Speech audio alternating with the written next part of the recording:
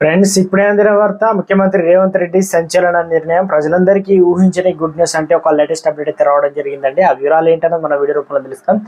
Skip చేయకుండా పూర్తిగా చూడండి. అప్పుడే కంప్లీట్ ఇన్ఫర్మేషన్ అయితే మీకు అర్థమవుతుంది. ఇంకా మీలో ఎవరైనా సరే మన ఛానల్ సబ్స్క్రైబ్ చేయకుండా వీడియో వస్తున్నట్లయితే దయచేసి మన ఛానల్ సబ్స్క్రైబ్ చేసుకొని బెల్ బటన్ యాక్టివేట్ చేసుకోండి.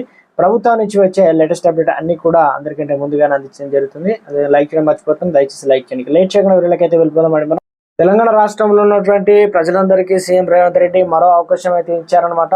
సంచలన నిర్ణయం తీసుకున్నారు. ఎవరైతే విద్యుత్ మీటర్లు లేని ఉన్నారో ఇళ్లకు ప్రభుత్వం అయితే శుభార్త చెప్పిందనమాట.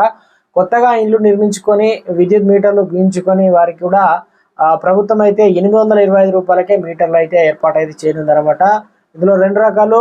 మీటర్లు లేని వారికి, ఇల్లు కొత్తగా నిర్మించుకున్న వారికి ప్రభుత్వం మరో అవకాశం అయితే ఇచ్చిందనమాట. ఇది సెప్టెంబర్ 15 వరకు సిబ్బంది గ్రామాల్లో తిరుగుతూ మీటర్లు లేని పేదలను గుర్తిస్తారు.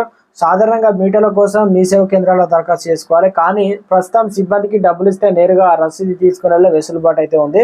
వారు గృహజ్యోతి కోసం అయితే ఈ నెల 17న మొదలయ్యే ప్రజాపాలన దరఖాస్తులు అయితే చేసుకోవాలి. మొత్తానికి తెలంగాణ రాష్ట్ర వ్యాప్తంగా